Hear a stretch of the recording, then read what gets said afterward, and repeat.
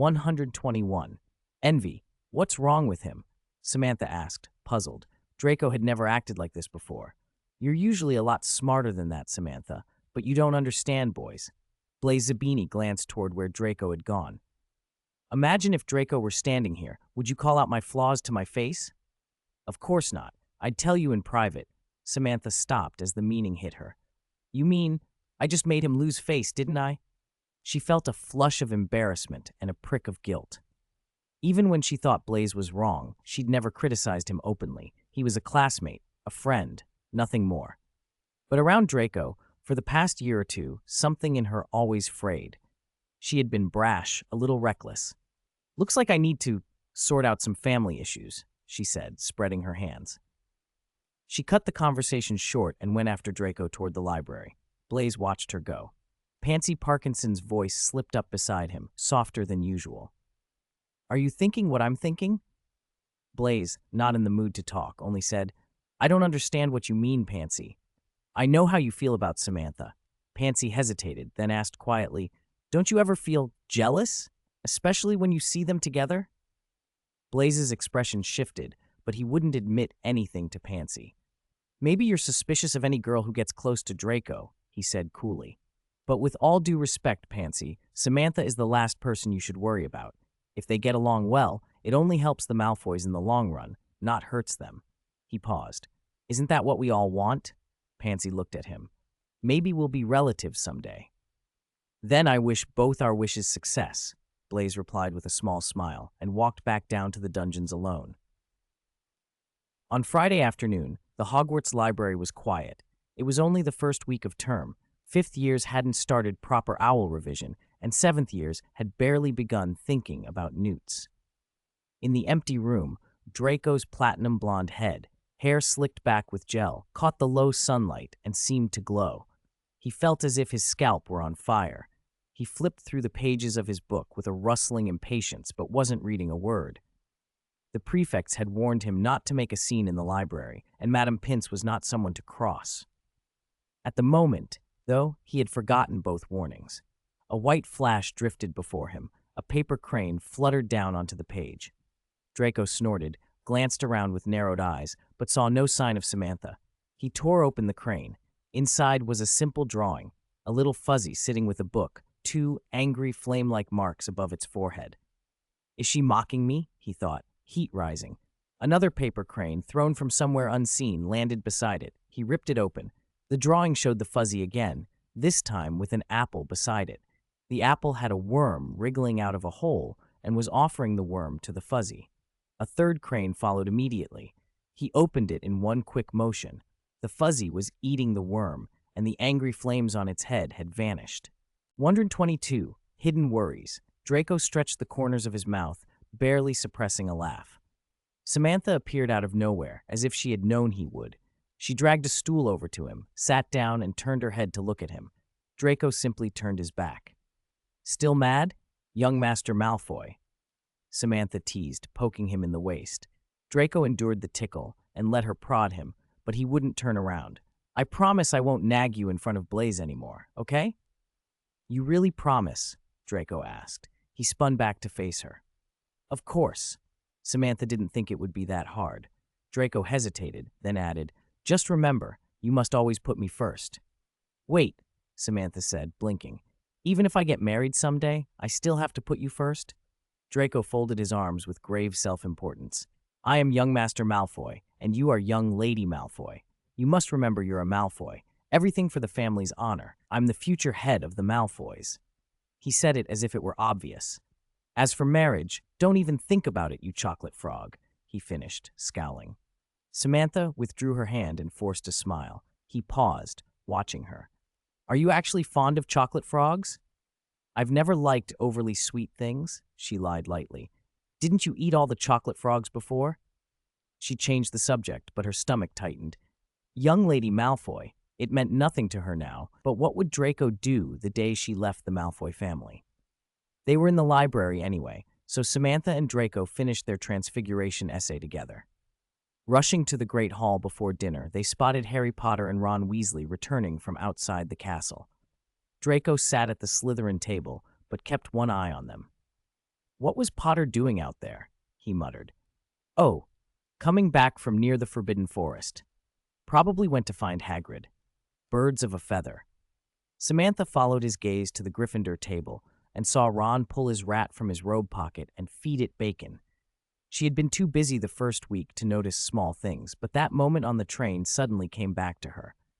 Do you think rats often lose toes? She asked. Draco scowled, clearly disgusted. Do you have to talk about something like that during dinner? No one in the Malfoy family keeps those things. Missing toes, really. He made a face. Blaise Zabini, sitting nearby, heard and looked over. Why do you ask? He said. Rats' toes are tiny, but they don't just fall off, Blaise went on. My family has a pet business. We've sold plenty of rats, and I've never seen one missing a toe. Samantha felt her heart skip a beat. That evening, a notice appeared in the Slytherin common room. Starting next Thursday, first-year students will have flying lessons. Slytherin and Gryffindor will be grouped together. Perfect, Samantha thought. Another class with both Gryffindor and Slytherin. She would finally get a chance to examine Weasley's rat closely and make sure her eyes hadn't deceived her. Writing to Lupin now would be pointless. He was away from the school, and the rat was inside, so she would have to investigate on her own first. 123. Flight news of the first flying lesson set off a small wave of excitement among the first years. Almost every child from a wizarding family was talking about Quidditch, and many exaggerated their childhood broom stories, boasting loudly. Samantha didn't want to admit it, but Draco was the most extravagant of them all. He not only complained loudly about the ridiculous rule barring first years from joining the house Quidditch teams, he also made up endless, brilliant flying tales, each ending with a daring escape from a Muggle helicopter. If you listened to him, the Malfoys never touched the ground and spent their days zooming across the garden as if they were flies in the sun. Whenever someone asked Samantha, in various tones, to confirm Draco's adventures, she felt a twitch in her face. She couldn't bring herself to insist his stories were true, but she also couldn't expose him outright. That would embarrass the future head of the Malfoy family. Besides, almost all Slytherins had played with toy brooms at home, so nobody was really worried about the lesson. Watching those who were nervous had become its own entertainment. Millicent Bulstrode snorted. I can't believe Granger actually expects to learn to ride a broom from a book, she said, laughing. She's been muttering and practicing those basic moves everywhere she goes lately. The most suitable thing for her with a broom in her hand is probably sweeping the floor. Pansy Parkinson, applying a dab of magical sunscreen to her face, added, and Longbottom, his grandmother, wouldn't even let him near a broom. With a brain like his, it's a miracle he made it safely to 11. Daphne Greengrass, hair neatly braided, glanced at Pansy. You'd better change your skirt, she suggested. Pansy frowned. I look awful in trousers. She hesitated, then pulled on a pair of black stockings. This will do, right? Samantha grinned. Don't worry. Draco won't be paying attention to what you're wearing today. No offense, you've seen him with a junior broom, she teased. The moment his hand touches one, he wouldn't spare even 4 dancing trolls a glance. At 3:30, the girls walked toward the lawn beside the castle, warm sun and breeze on their faces. About 20 brooms were already laid out on the grass. Standing among them was a short-haired woman with sharp, yellow eyes like a hawk. Daphne nodded. She must be Madame Hooch. Quickly, Madame Hooch barked, waving her hand. Everyone find a broom and stand beside it. Hurry up. If Hogwarts awarded medals for stern female professors, Madame Hooch would be a clear runner-up to Professor McGonagall. Samantha was about to walk to a random broom when Draco caught her arm. Come take this one, he said. He had, somehow, already chosen 2 of the best-looking brooms. They had all their parts and showed no sign of falling apart. The rest looked much older, with loose twigs and worn handles. 124. Danger. The school's junk. It's only fit for sweeping, Draco sniffed, looking down his nose. Did you see Longbottom's broom? Samantha followed his finger toward the Gryffindor stands. I bet that thing will fall to pieces if he gets 3 feet off the ground. Draco gave a snorting laugh. I doubt he can even get off the ground. Now, stretch your right hand out over your broom. Madame Hooch's voice cut through them like a whistle. Shout up, she added. Up, Samantha shouted. At the command, Samantha's and Draco's brooms leapt into their hands. Madam Hooch walked slowly between the rows, checking grips and demonstrating how to mount properly. You should hold it like this. Your thumb mustn't be on the outside of your index finger, and your legs can't be like that. I know it looks dashing, but flying isn't about posing. You'll pay for it later.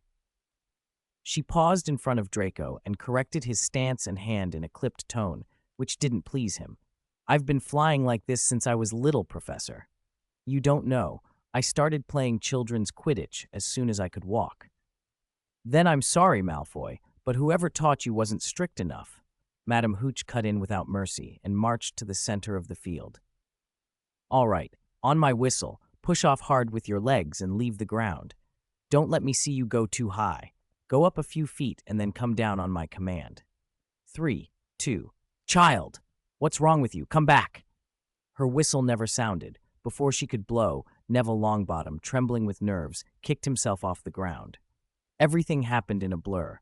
Neville shot up like a cork, forgetting how to descend. He climbed 20-30 feet before he somehow slid back down and landed with a heavy thump. Broken wrist, Madam Hooch muttered, though her voice was full of concern as she hurried over to him. She looked down at Neville, who had tears on his face, and clutched his hand and sighed. I'm taking him to the hospital wing. The rest of you must not move. Put your brooms back where they belong. If any of you leave the ground, you'll be kicked out of Hogwarts before you can say Quidditch. Let's go, Longbottom. Neville limped away with Madam Hooch, shoulders shaking. The Slytherins couldn't hide their glee. Look at him fall, like a pile of wet mud. Millicent Bulstrode guffawed, loudest of all. I don't think everyone is cut out to study here, Draco mocked, and then, more cruelly, a squib should go home to his grandmother. Shut up, Malfoy, Harry snapped. Draco shrugged, insolent. What, Potter? Here to stand up for the little people? He bent and picked something out of the grass. Oh, what's this? The Remembrall Longbottom's gran gave him. Everyone watched in sudden, uneasy silence as Draco rolled it between his fingers. His lips curled into a smile. I think I'll put it somewhere nice for Longbottom to find. How about in the top of that tree? Draco, Madam Hooch won't let us off the ground, Samantha began. She had only started when Draco was already rising. He ignored the list of corrections they'd just been given. His takeoff was smooth and practiced, exactly the way she'd seen him fly many times before. That only made her more afraid. Once a professor found out, Slytherin would definitely lose points. Draco would likely face the ire of some of his housemates and of Snape. If either he or Potter got hurt in this pointless scrap, things would get even worse. Lucius wouldn't let it rest, and Potter's supporters would turn on Draco. Clearly, someone on the Gryffindor side felt the same. Samantha heard Granger's anxious shouts, but Harry had already taken to the air. It was supposed to be his first flight, and yet he handled the broom almost as well as Draco. Is this the protagonist's halo? Samantha thought sourly. The whole scene was set up like a script written by Merlin himself. The villain is provoked, the hero steps in, and, while staying perfectly balanced between humble and heroic, suddenly reveals new skills and wins everyone's admiration. Draco would end up as a footnote on Potter's rise, a foil to make the hero look brave, clever, kind, and usually characters like Draco didn't get happy endings. Just as she expected, Potter and Malfoy met on top of the tree canopy. Girls screamed, others gasped and called out. If the scene followed the usual male lead cliches, Potter would make some grand display and Draco would take the fall. Her body reacted before her thoughts. She hadn't dismounted her broom earlier, so she pushed off the ground with both feet and shot into the air, heading straight for the gap between Draco and Harry. She and Draco had learned to ride brooms at nearly the same time as children. She'd never cared much for Quidditch, and so hadn't bothered to show off. This wasn't a show now, though. She flew erratically, shouting for help and mimicking Neville Longbottom's out-of-control broom, aiming to draw them away from each other. Samantha? Who told you to come? What's wrong with your broom? Draco called, instantly spotting something wrong. To Samantha's surprise, Harry followed. Merlin's beard, she only meant to lure Draco away and diffuse things. Why on earth was Harry coming after them? My broom, it's gone mad, she shouted and kept up the act. Hey, Malfoy, Harry shouted after them. Grab the broom. Don't fall. You dare mock me, Draco snapped from behind Samantha. I'm talking to her, Harry answered, a little flustered. Hold the broom. Do as Madam Hooch said, Mal. Samantha. You call her Samantha? Are we that familiar, Potter? Draco bristled. Buffeted by wind and listening to the boys bickering, Samantha almost rolled her eyes. She'd had no intention of being tossed about in the sky, but after leading them far enough, she steadied herself and landed well away at the other end of the field. Oh, my broom seems to be fine now. I don't really know what happened, Samantha said, dismounting and looking a little shaken. That should do it, she thought. Draco's usual little villain provokes for no reason routine had been interrupted by her. Nobody would be hurt, and no one would lose points. Besides, Harry wouldn't be able to use Draco as a stepping stone to show off. If he was the protagonist, there would be plenty of other chances. 1 or 2 interventions from her wouldn't change anything. I told you, the brooms at this school are rubbish, Draco muttered. He didn't doubt Samantha for a moment. He strode over, grabbed her broom, gave it a kick to check it, made sure she was all right, and pulled her away. Malfoy, give me back Neville's Remembrall, Harry shouted after them. Draco pulled the Remembrall from his pocket and tossed it back casually. Harry caught it. The 3 of them strolled back toward the pitch, only to find Professor McGonagall waiting in the middle of the grass, her expression dark. Harry Potter, and you two, Mr. Malfoy and Miss Malfoy, are flying brooms so exciting that you ignore a professor's instructions and the rules of the school. There was a fierce glint behind McGonagall's spectacles. Madam Hooch specifically told you. No, leaving the ground. How dare you? It wasn't Harry's fault. Ron Weasley called from the crowd. It was Malfoy who started it. Enough, Mr. Weasley. McGonagall cut him off. For the 3 of you messing about today, I must. Professor McGonagall, Samantha stepped forward quickly. My broom lost control and took me into the air. Both of them went to help me, didn't they? She looked at each of them in turn. Around them, Slytherins and Gryffindors exchanged glances, but under the threat of losing house points, they kept quiet. Yes, Professor. I went to help her, Draco added immediately, backing up Samantha's story. Harry nodded after a moment, as if his neck had been rusty. Is that so? McGonagall regarded them all sternly. You see, the brooms here are very old, Samantha said, sounding innocent. They're bound to have a few problems. McGonagall glanced at the somewhat battered broom in Samantha's hands, then at the even more decrepit ones held by the other students, and slowly believed most of the story. Is anyone injured? She asked. No, Professor, Harry answered. Then this must be a one-time thing. Don't let it happen again. Although your intentions were good, you did seriously break the rules. Look at Neville Longbottom. He's still in the hospital wing. McGonagall's voice was severe. It wouldn't be unreasonable to deduct 10 points from each of you. Now put all the brooms back in the broom shed. Class dismissed. She waved them away, and the students dispersed.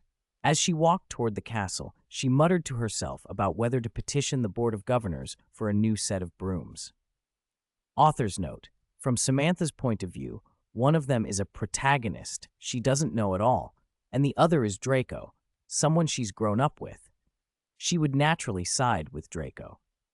McGonagall didn't award points because none of the 3 were injured, and Samantha hadn't seemed in real danger.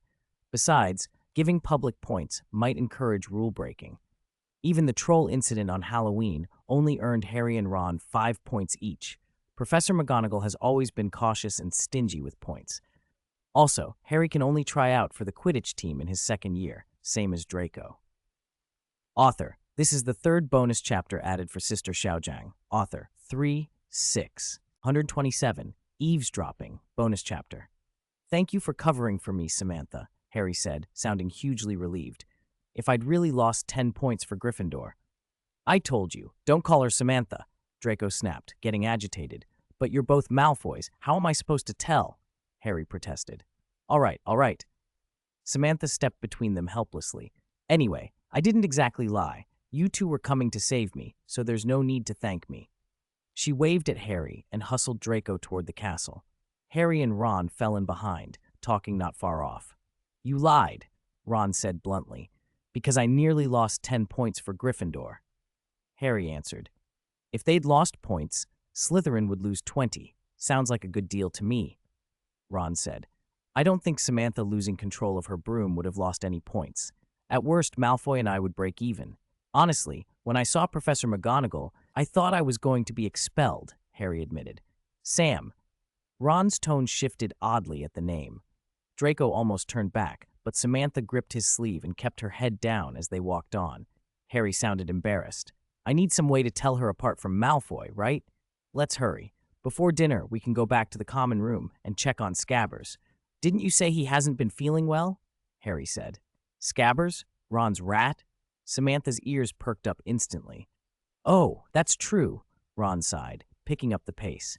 He's been listless ever since Percy gave him to me. Father and Mother bought Percy an owl when he became a prefect. Percy got this rat as a prize. He did well in his first-year exams. Their pace quickened as they overtook Draco and Samantha and reached the stairs. Voices faded a little as they went up. Ron continued, Come to think of it, he seems pretty old. Sometimes his fur comes out in clumps. He was already several years old when they bought him, the fattest, ugliest, oldest of the rats, and of course, the cheapest. They could only afford him. So Scabbers must be about 10 years old now? Can rats live that long? Harry's voice trailed off faintly. Samantha listened intently, tugging Draco to hurry and catch up with them. Where are you going? Draco asked, puzzled. Aren't we heading back to the dungeons? Shh, Samantha put a finger to her lips, just in time to hear Ron's last half sentence. Who knows? Most rats don't. Are you eavesdropping on us? They were too close. As Ron rounded the corner, he saw them. Who's eavesdropping on you? Draco retorted quickly. We're just going the same way. The same way? Ron looked unconvinced. The Gryffindor common room is 2 floors up. You're going the same way? Sorry, I just got a bit carried away listening to you talk about rats. Samantha sounded genuinely interested. Is your rat very old? That's pretty unusual, isn't it? Ron looked wary. Why are you asking? He still seemed on edge. You even tried to strangle it on the train. No, that was a complete misunderstanding, Samantha said quickly. I had no intention of harming it. I'm actually very interested in rats. It's a shame I never had the chance to keep one. She bluffed, watching Draco for his reaction. He looked astonished.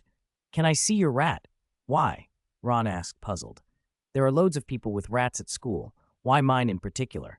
Because it's, well, as you said, it's very old, isn't it? Such old rats are uncommon. Samantha fumbled for more things to say. And it looks very cute, much cuter than other people's rats. I didn't get a good look on the train, but its fur is so smooth. It looks plump and very tame, lazy, not running everywhere. Her words tumbled out. Draco beside her stood as if frozen. So, could I see your rat again? Scabbers. That name really suits him. I think I noticed he's missing a toe, right? She finally asked the question she'd been circling around. Ron blinked. You noticed that? He seemed a little bewildered by her praise. He was no longer quite so on guard. He's missing a front toe, but he's been like that a long time. I reckon Percy did it somehow, but Percy swears it was like that when he bought him. He peered at her. Likes rats? A Malfoy? I never would have thought. So, can I see him? Samantha pressed, eager. A rat that had lived unusually long and was missing a toe. It intrigued her so much she almost wanted to rush into the dormitory and grab Scabbers then and there. Harry, watching the exchange, looked bemused. Maybe we could meet on the first floor before breakfast tomorrow? He suggested. Ron usually brings Scabbers to meals, right? Draco made a retching sound. What? The esteemed Malfoy can't bear to see a rat eating breakfast, Ron bristled. Then forget it. No, Samantha interrupted quickly. Okay, tomorrow morning on the first floor then. Gryffindor's trustworthy, right? She hurriedly took Draco by the arm to steer him away before things escalated. Ron muttered, I didn't agree to anything. Ron, Harry said, she's not like Malfoy. You heard her. She likes rats. She just wants to see your Scabbers. All right, Ron relented. Anyway, Gryffindor does have to be more trustworthy than Slytherin. Their voices trailed off down the corridor. Samantha exhaled a relieved breath. Rats! Rats! Rats! Draco finally burst out, as if he'd been holding his tongue for miles. You actually like those low, ugly things, and you begged Potter and Weasley for a rat? People's tastes change all the time, don't they? Samantha said dryly. Even if you suddenly take to playing with rats, why do you have to go looking for Weasley and Potter? Draco began, but didn't finish. An old, kindly voice came from just behind them. "Hello, you two, Malfoy." They turned. Dumbledore was walking toward them.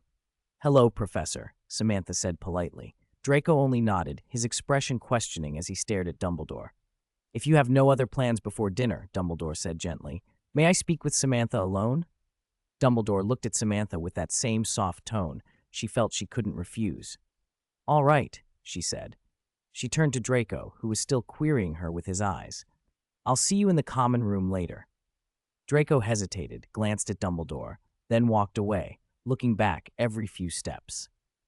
It was obvious he would demand to know later why Dumbledore wanted to speak with her alone.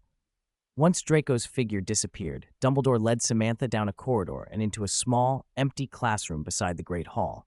He paused, watching her with his wise blue eyes. "Please forgive me," he said at last. "I called you by your first name. Because—" He let the sentence hang, studying her. Samantha felt that familiar sensation of being seen through in an instant. She looked down, avoiding eye contact. "Because there was a mistake on the new student list?" she guessed. Yes, perhaps the list really was wrong. Dumbledore's voice was calm. "But the name on the list should match the name on the acceptance letter. I am very sorry for this oversight. I hope it did not cause any trouble for the Malfoy family." "We were having breakfast when the letter arrived," Samantha said, lowering her head. She found herself staring at a small torn hole in the old carpet beneath her feet. "There was a little accident. The paper was damaged." Dumbledore smiled faintly. "What a fortunate coincidence," he said. "Your situation itself is somewhat delicate. If this caused you any inconvenience, that was never the intention of Hogwarts's ancient quill." "My situation?" Samantha glanced up, then, uncomfortable, shifted her gaze to Dumbledore's beard. Making eye contact with him always made her uneasy. "You investigated me?" "Please forgive me, Samantha. After all, a mistake on the new student list. This is the first time in nearly 300 years. Dumbledore's patience was unhurried. "Perhaps you would like to hear about the last time it went wrong?" Samantha said nothing, waiting. Dumbledore folded his hands and began as if telling a story. It was 1683. There was a little witch who had been adopted by her great-aunt when she was very young. She was not only mistreated, but was forced to take her great-aunt's husband's family name. Still, she never forgot her birth parents. So when her Hogwarts acceptance letter arrived at 11, the envelope bore her original surname. "That sounds like the beginning of a fairy tale," Samantha said stiffly. "My meaning is, on the Hogwarts roster, it only records the name and surname the children most identify with in their hearts," Dumbledore said. "If you didn't genuinely feel in your heart that you should be a Black, then on the roster your name should be Samantha Malfoy." "Perhaps," Samantha said, "as you suggested before, the quill is old and malfunctioning. Black is Narcissa's original surname. That's the only connection it has with Malfoy." She couldn't bring herself to tell him everything. "Of course, the workings of magic have always been mysterious and elusive," Dumbledore replied, not pressing her further. "If you wish to maintain the status quo, none of us will interfere. You must have noticed that on the professor's rosters after school started, you are listed as Samantha Malfoy. However," he went on, "if in the future you want to change the status quo, or if you need any help, you may come to me or to any of the other professors. We will do our best to assist you." Samantha thought of her head of house, Snape. If Lucius's longtime friend learned the truth behind Samantha Black, that Lucius had raised someone else's child for 11 years, he would probably not only refuse to help, but might very well lock her away in the Malfoy family's long-abandoned dungeon to await judgment.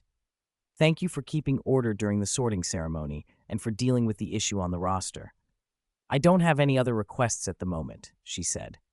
"If there is nothing more," she added, "I'll be going now." Dumbledore nodded. Samantha curtsied slightly and turned for the door. Just as her hand reached for the knob, he called after her, "I've met your mother, Fia Rosier." She froze. Then, before she could answer, he added, "Your hair is very much like hers. I wonder if that counts as a kind of luck." Samantha didn't stop. She walked out of the office. But Dumbledore's last two sentences churned her thoughts. He had met Fia. That made sense. When Fia became an obscurial, Old Rosier had searched everywhere and finally found a way to separate the Obscurus from her. It would not have been surprising if he had sought Dumbledore's help. It was the second part that unsettled her. Everyone who didn't know the truth assumed she'd inherited the Malfoys' pale blonde hair, but Dumbledore had suggested her hair came from her mother. Whether she admitted it or not, Samantha Black tied her to the Blacks. Dumbledore could easily guess that her black name came from her biological father, and black men all had black hair. Samantha walked down to the dungeon, turning the thought over. Hair. A kind of luck? If she had had black hair, perhaps Lala would have taken her away immediately, to somewhere no one could find them. Life might have been harder, but Lala at least would not have died. No, Dumbledore shouldn't know about Lala's fate. And thinking of the Blacks brought other memories. Sirius Black imprisoned for life. Regulus Black dead under mysterious circumstances. His body never recovered. In that light, the pale hair that allowed her to blend into the Malfoy family's safer shadow felt like little comfort, hardly what anyone would call luck. Small note, that black males all have black hair is a semi-personal setting. While Sirius and Regulus are described with black hair, not all black family members necessarily do. In the films, Narcissa has some blonde showing beneath black, while in the original novels, Narcissa is blonde, Andromeda has brown hair, and only Bellatrix has black hair. 131, A Dazed State, bonus chapter. Her head was throbbing and she wasn't watching where she was going.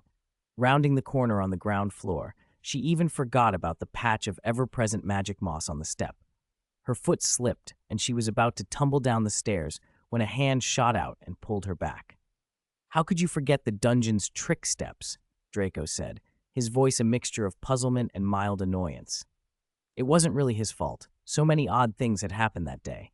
Samantha had suddenly taken a keen interest in Weasley's rat, and Dumbledore had asked to speak with her alone, deliberately keeping him away. Now she was back, but clearly distracted. "What did he want to talk about?" Draco asked. "Oh, just about Harry Potter and Weasley," Samantha lied. It was an easy excuse, but looking into Draco's eyes, she felt anything but at ease. Dumbledore wanted to know about flying class, what happened up in the air, and whether those broken brooms needed replacing, she continued. "He asked me how the brooms lost control, just things like that." "Then why did he call you alone?" Draco pressed. "What's so secretive about these things? Apparently he thought you wouldn't be fair about Potter, or that you couldn't be objective about the facts." Samantha shrugged. "Ha! Potter," Draco snorted coldly. "I knew it. Dumbledore would favor him. He always opposed the Dark Lord, so naturally he'd favor his savior." Samantha didn't argue and let him escort her to the common room. The next morning, halfway through breakfast, a flock of owls, feathers and dust trailing them through the morning mist, burst into the great hall, ruining much of the food and milk. Two of them dived straight into the pumpkin juice. "If there's ever a simpler way to replace owls or other birds, I'd be very happy." "Member," Blaise Zabini remarked, slipping a parchment sealed with Lady Zabini's wax out of his family's black owl's talons. "At least the owl post and Elops should train their birds better, like your family's black owl or Draco's golden eagle," Pansy Parkinson agreed, taking a copy of the Daily Prophet from a tawny owl and dropping 5 nuts into its leg pouch. Draco's family's golden eagle had already landed on his shoulder. Under the eagle's talons, along with a letter bearing the ornate Malfoy crest, there was a large box of 18 flavors of fudge and a whole jar of fizzing Whizbees. "Why don't you tell your father to stop sending sweets with the lady?" Samantha said, looking at the proud golden eagle as it shook the ribbon on its leg. Even though the bird was large, carrying so many things must be tiring. If what?" Draco asked casually. She had wanted to say, "If only there were a tuck shop at school." It's unbelievable. Hogwarts is enormous, full of students, and has been running for over 1,000 years, and yet there's no basic shop. But with the Board of Governors largely controlled by Lucius Malfoy, any tuck shop would likely end up under his influence. Better to wait. Note, the Daily Prophet costs 5 nuts from the beginning of the Diagon Alley chapter in the first book. Author, this is the 5th chapter added for Sister Xiaojiang. Author, 5-6. Nothing.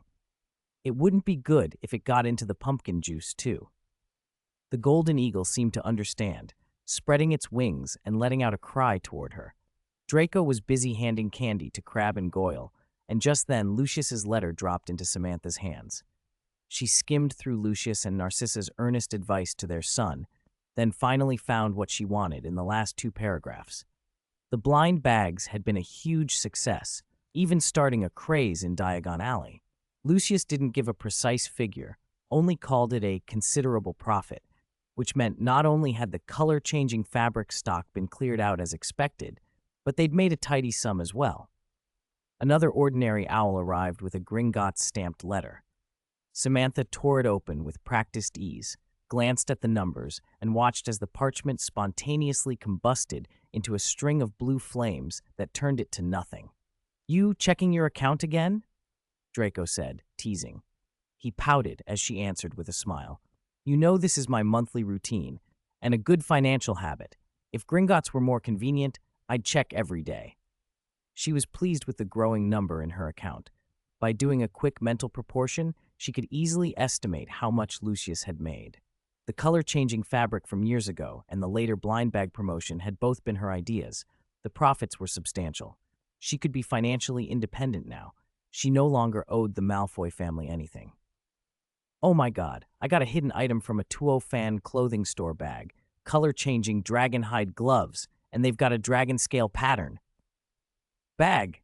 What bag? Let me see. You mean you can mail order these bags now? You can't tell what's inside beforehand? Not even with a scrying spell? The staff just ships them randomly?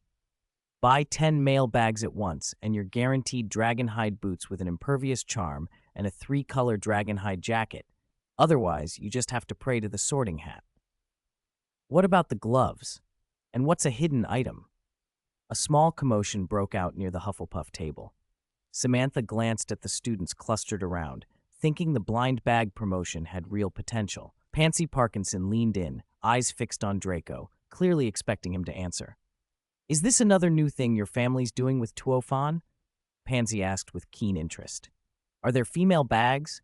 What's inside them?" Samantha leant over to peer toward the Gryffindor table, trying to spot Harry and Ron, but the Hufflepuffs blocked her view. She didn't find the two boys, but she did notice Blaze's face. Something about it was off. "Everything okay?" Samantha asked, noticing the half-unrolled parchment in his hand.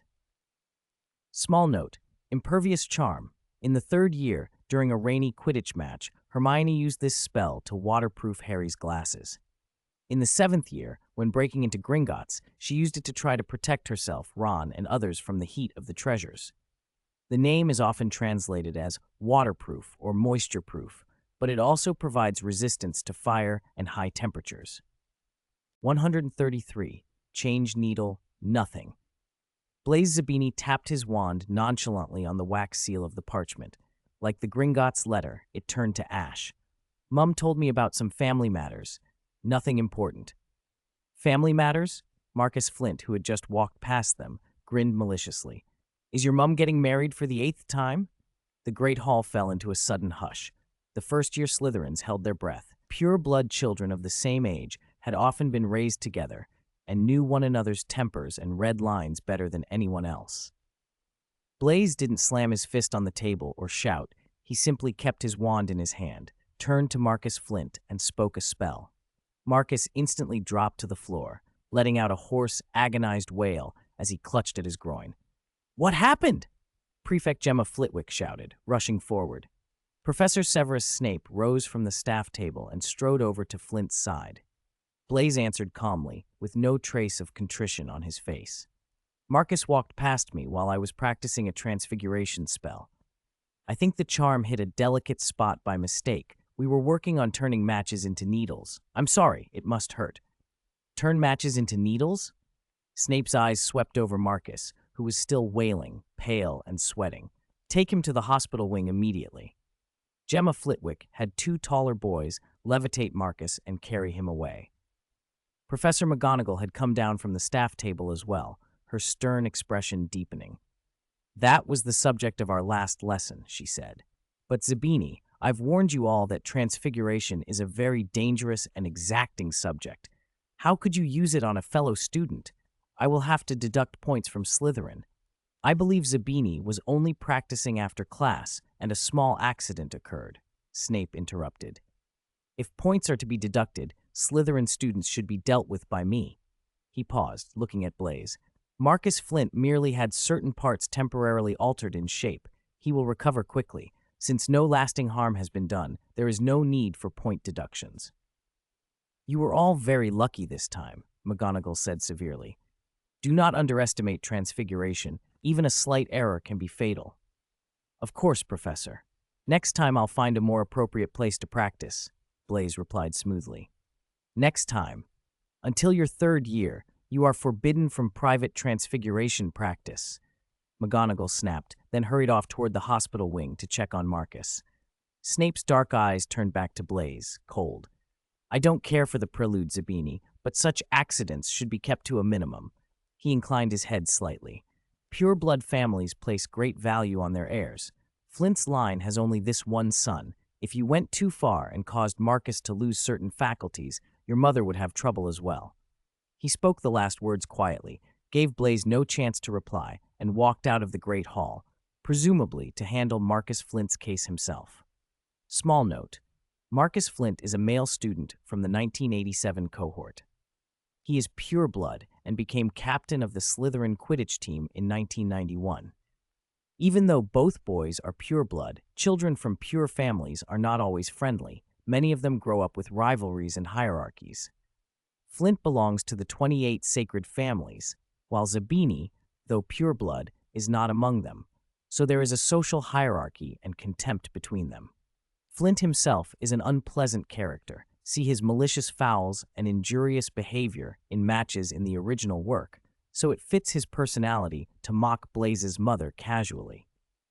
This incident is the reason Blaise did not try out for the Slytherin Quidditch team in his second year. He refused to be on a team captained by someone like Flint. 134. Keeping the appointment. There was a good 3 to 5 seconds of silence after Blaise sat down before anyone at the Slytherin table spoke again. Theodore was the first. Very creative, but not very wise, he said. You should have chosen a subtler way, Theodore added after a beat. Are you in a bad mood today? Perhaps, Blaise admitted. Not that bad. He toyed with the coffee cup in front of him. It's a pity my transfiguration is still at an introductory level. Otherwise, I could have turned him into a cabinet, stuck it in an out-of-the-way corner, and left 2 brooms inside. Draco's grin was instant.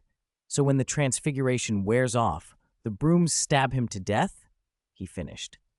You're spoiling the girls' appetites, Draco, Blaise said, setting down his cup and brushing non-existent dust from his sleeve. Speaking of which, I was thinking of going to the library to borrow some transfiguration books. Samantha, want to come?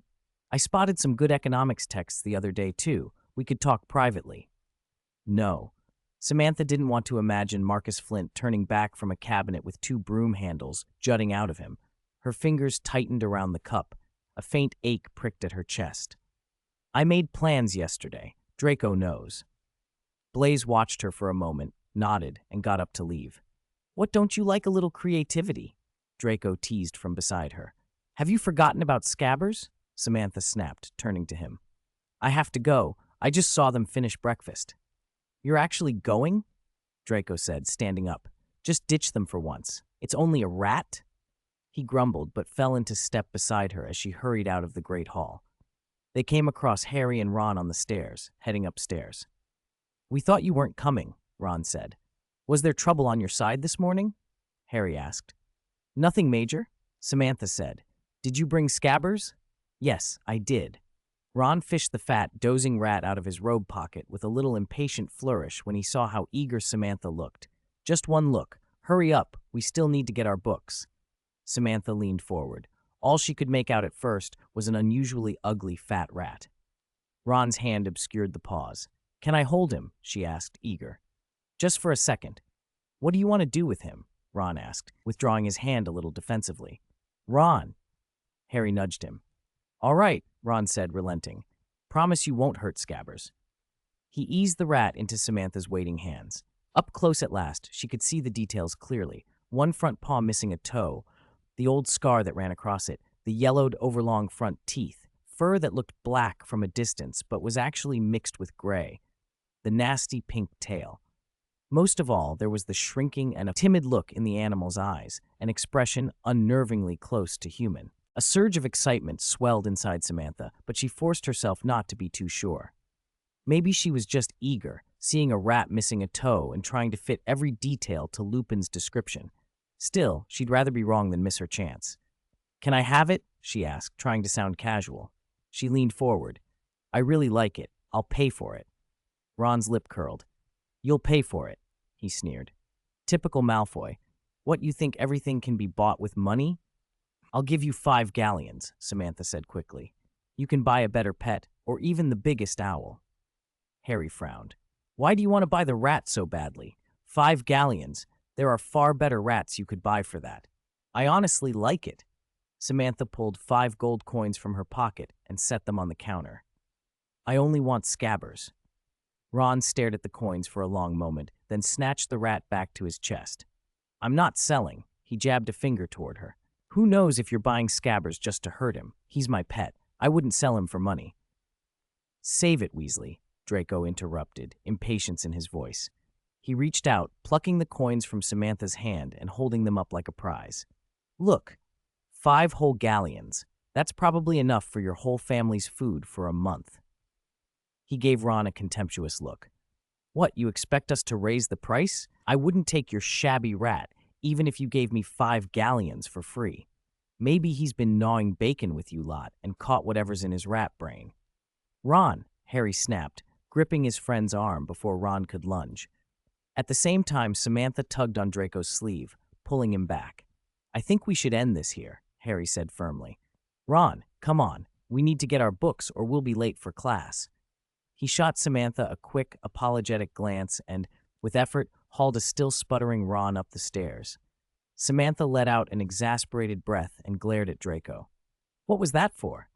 You came along only to humiliate the Weasleys and mess things up." Draco shot back, equally sharp. "That's what I should be asking you, offering 5 galleons to Weasley for an old ugly rat, and he had the audacity to refuse. You should be thanking me for saving you the money. You're welcome." "I have my reasons," Samantha said, stomping her foot. "Never mind, I'll find another way." Draco blinked, incredulous. "You actually like that ugly thing that much?" "Maybe my taste is just different," she said lightly, though her cheeks were hot. It was a full week before Marcus Flint finally emerged from the hospital wing. Madame Pomfrey kept insisting that his size and all functions had returned to normal, yet Flint still felt off in ways even she couldn't measure. Rumors went around among the older boys. He now only used the toilet stalls to relieve himself. He never dared to pick a fight with Blaise again. At sight of him, Flint would bolt, and he stopped hanging around the Slytherin common room at night. For weeks, the whole affair became a running joke at mealtimes. But the thing that preoccupied the school even more than Marcus's misfortune was the new craze for blind bags. Each morning, the Great Hall was full of rustling as owls flew in with cloth packets of every size, scattering feathers and disappointed murmurs along the long tables. From time to time, someone would scream in surprise, then be swamped by classmates all clamoring to see what limited edition or hidden item had popped out of a bag. By late October, shops in Diagon Alley and Hogsmeade started copying the idea. Not only clothing shops, but Tuofan Clothing and Honeydukes were selling their own surprise bags. On the morning before Halloween, Samantha watched Dumbledore buy 10 Honeydukes bags. The little boxes of candies he produced nearly covered the headmaster's table. "Oh, I finally got it. A limited edition cockroach cluster with toffee syrup that bursts in your mouth," Dumbledore crowed, holding up the box and laughing as he showed it around. "Want one, Severus?" Snape's look could have set Dumbledore's beard on fire.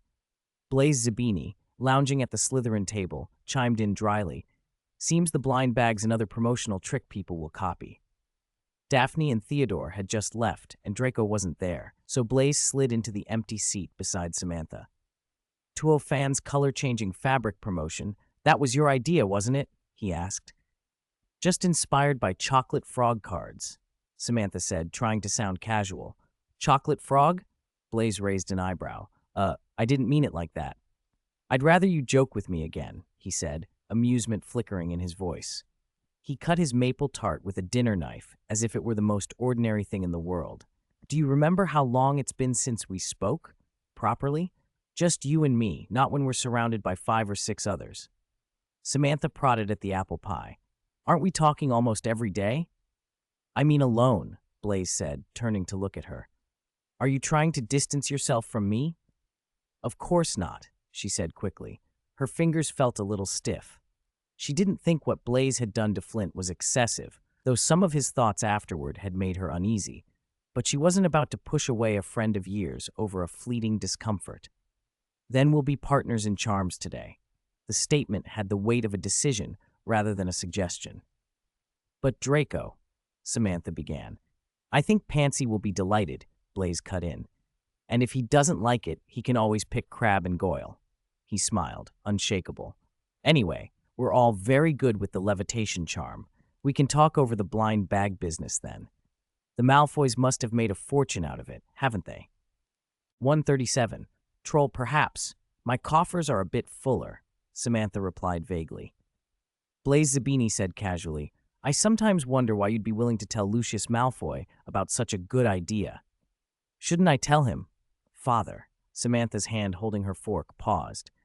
If you want me to give you some new ideas too, I'll tell you when I think of something suitable. I'm not putting pressure on you. Blaze smiled slightly and took a sip of pumpkin juice. I just want you to know that I will always be your steadfast ally. Of course, it has always been so, Samantha echoed. What did Blaze mean? Why would he ask about telling Lucius Malfoy like that? It sounded strange. Even if Lucius wasn't particularly fond of her, there was no reason to phrase it that way. Had Blaze discovered something? Samantha turned to probe him, but he had already stood up. Come on, we should head to class, Blaze said. For the rest of the day, Samantha felt restless. Even if Blaze had discovered her secret, he shouldn't do anything to harm her. But the idea that others might find out made her uneasy.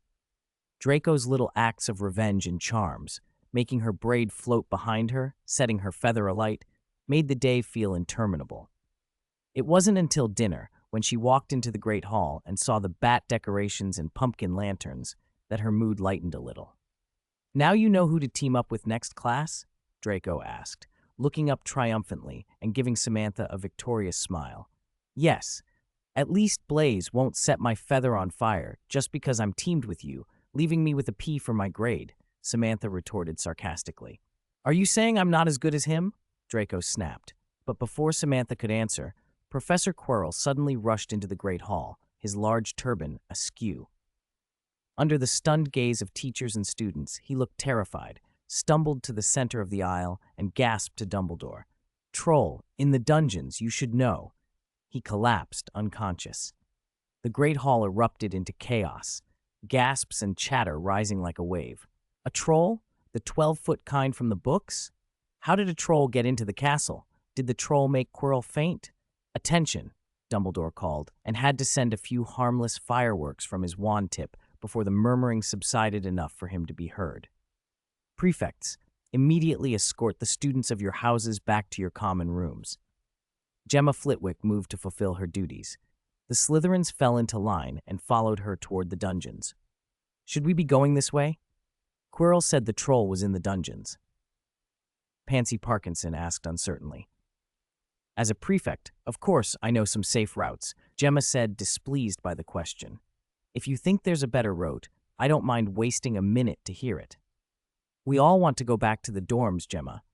We have no objection to the route, Daphne Greengrass said, tugging Pansy and pulling her back into line. 138. Season, bonus chapter. Quirrell truly tests my tolerance for incompetence, Draco said as he walked alongside Samantha. How can someone like him be a professor? I ought to write to my father and tell him precisely who he's wasting his salary on. Trolls are incredibly stupid, Blaze Zabini agreed. And I'm surprised a professor can't even handle something like that.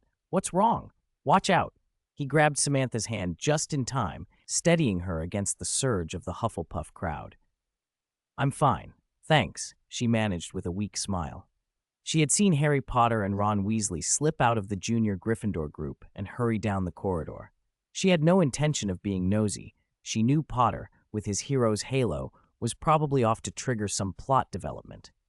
Still, she couldn't stop thinking about that rat. She had tried to negotiate with Ron about it once, but had never succeeded. If anything, he hid the rat more carefully. It didn't matter.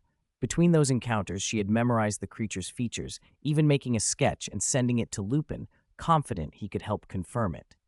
The reply had come back disguised, as always, as a Patches Potions mail order form. "Since she's all right, shouldn't you let go?" Draco said, roughly prying Blaze's hand away. Only then did Samantha realize she'd been holding his hand. The troll incident faded almost as quickly as it had erupted. No one ever knew how the creature got into the school or exactly how it had been dealt with. Rumors said Harry Potter had faced the troll, though most Slytherins, Draco included, believed Potter had made up the story for attention. Hogwarts never lacked new gossip. One scandal was soon replaced by another. The first Saturday in November brought the first Quidditch match of the year, Gryffindor versus Slytherin. A straight head-to-head, neither side willing to concede. "Of course I want Slytherin to win," Blaze said at breakfast on match day, even with Marcus Flint as captain. "If he fell 100 feet and came away seriously injured, I'd be even happier," he added with a casual smile. "Seriously injured?" Draco sneered, watching Crabbe and Goyle squabble over the last slice of bacon.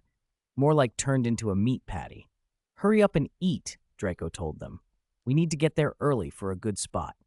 "You go on. I have other things to do," Samantha said, slipping the Patches Potions form, Lupin's reply, out of sight. "No way. You're not coming to the match? Look, even the know-it-all Granger's going," Draco said, pointing toward the main gate where Harry, Ron, and Hermione were leaving with a crowd of students. "I want to go to the library today," Samantha replied, smooth and firm. "That match isn't worth my time. They don't play nearly as well as you do." "Then I'll definitely come to watch you when you play next year," she added, and sent them on their way. "Author, this is the 6th chapter added for Sister Xiaojiang. Sorry for the wait." "Author, 6-6. How do you know he'll be chosen?" Blaze Zabini asked, a faint smile tugging at his lips. "Hey, if only one first year gets picked, it'll be me, not you," Draco snapped, annoyed. "I'm not planning to try out," Blaze said, "but I'll be watching your performance with great interest." The smile slid from his face as he looked at Draco. A cold November bite had wrapped the mountains in a gray-blue haze. Sunless clouds and patches of powdery snow on the peaks gave the day a melancholy edge. After breakfast, the castle emptied as many of the students drifted down to the Quidditch pitch. The corridors quieted. The library was so still you could hear a pin drop. Samantha slipped in toward a tall shelf and pressed her back against the wall beneath a sconce. She breathed in the dry, musty scent of old paper and, hiding behind a thick volume, began to read a letter from Lupin. "To S, I must admit, I was very surprised. Perhaps Merlin had a hand in what happened between you and Padfoot. Otherwise, I can't explain how you happened to find it by chance. I can't be 100% certain yet, but from your description, I'd say I'm about 80 to 90% sure. Promise me you won't act rashly. That's not just to keep it from noticing you. It's for your own safety as well. December is almost here.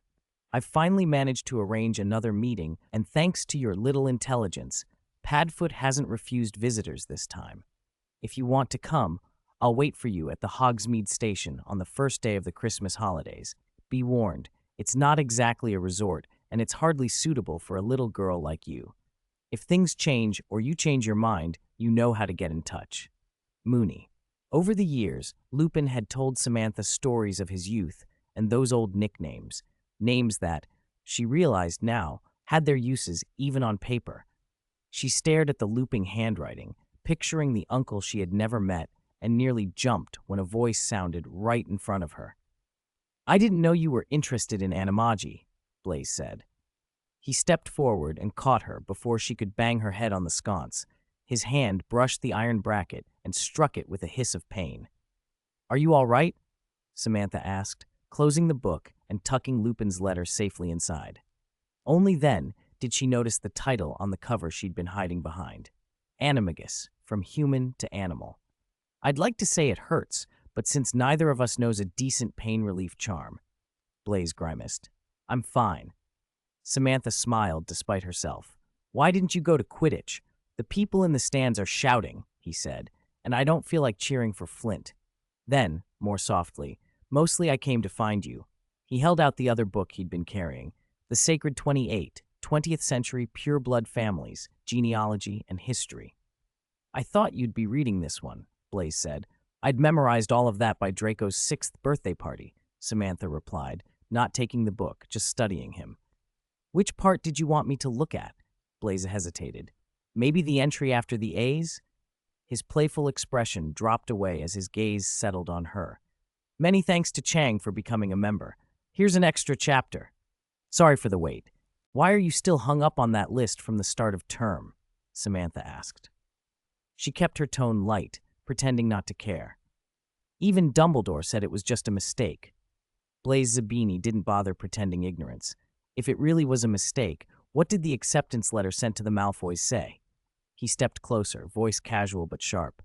Samantha Black, or Samantha Malfoy? He let the question hang. We all know the letter and the school roster ought to match, but Draco was clearly taken aback on the first day. Samantha pressed her lips together and said nothing. This can only mean, Blaze continued, that you didn't let anyone in the Malfoy household see your letter. You tried to hide the mistake. Every sentence felt intended to pry open whatever wall she had built. Maybe for you, this isn't a small mistake at all, but a very big problem, Samantha. I think you've been reading too many detective stories, she snapped. It was an oversight on the list. I don't know why you're still on about it. Like a cat pushed into a corner, Samantha moved abruptly, shoving past Blaze to the other side of the bookcase. For a moment she thought she was done, then his next words stopped her cold. My mother was friends with Fia Rosier, Blazy said softly. She knows things from back then. Seeing Samantha freeze, he leaned in a little. Forgive my impertinence, but after that little incident at the opening ceremony, I wrote home. You investigated me? Samantha's head turned. Fury warmed her voice. I wanted to understand you better, Blaze said, taking half a step forward and lowering his tone. Like I said before, Sasha, I'll be your ally, not your enemy. Allies don't go to such lengths to pry into each other's secrets, she shot back. Her fingers curled into a fist. She breathed in twice and forced herself to calm. So what did you find out? If you don't want me to know, then I don't know anything, Blaze said, holding up his hands as if to prove it. As long as you choose to be Samantha Malfoy, you will always be Samantha Malfoy, and I'll do what I can to help you keep that secret. Oh, thank you for your understanding, Mr. Ally, Samantha said, sarcastic and cold. Isn't it wonderful to have leverage over someone? Blaze's expression shifted. He looked genuinely wounded. You wound me deeply with those words, Sasha. There was earnestness in his eyes that made her pause. I told you, our mothers were old acquaintances. Even if we aren't friends, my mother would never allow me to threaten or harm you. Samantha's anger settled into something more complicated. She suddenly understood a dozen small things that had puzzled her. Mrs. Zabini's particular fondness for her, Blaze's eagerness to speak to her the first time they met. It all traced back to one name, Fia Rosier. A strange mix of gratitude and resentment churned in her. Even after all these years, Fia had been watching over her, and yet Samantha had always been certain she'd earned everything herself.